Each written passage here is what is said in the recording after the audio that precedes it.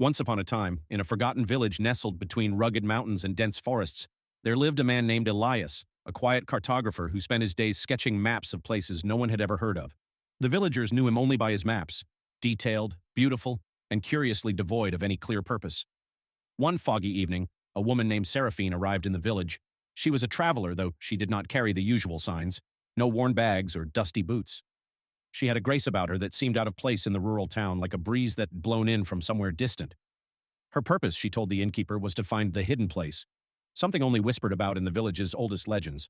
The innkeeper, a man with a tired smile, warned her that no one had found it, and no one had returned from seeking it. Seraphine, undeterred, approached Elias the next morning. He was sitting by the river, tracing a riverbank with his pencil, his eyes distant. She asked him if he could help her find the hidden place. Elias, his brow furrowed, had never heard of such a place. But there was something in her eyes, something that hinted at secrets, something familiar, though he couldn't place it. He agreed to help, if only to quiet the growing curiosity that tugged at him. They began their journey together, walking through dense woods and up craggy hills. Days passed, and the landscape became wilder, more untamed. The strange thing was, with every step, Elias began to feel as if he had been here before, though the land around him had never appeared in his maps. It was as if the earth itself was shifting under his feet, and Seraphine, though she said little, always seemed to know the next path, the next turn, as if she had been here countless times before.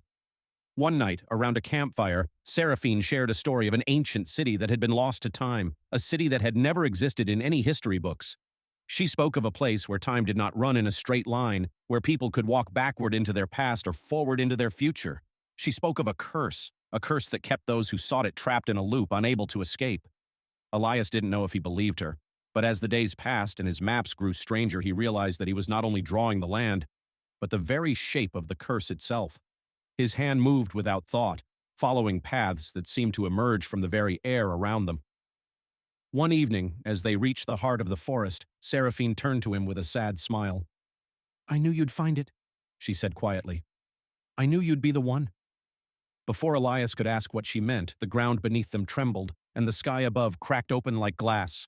A city, magnificent and impossible, rose from the earth, its towers gleaming with an ethereal light.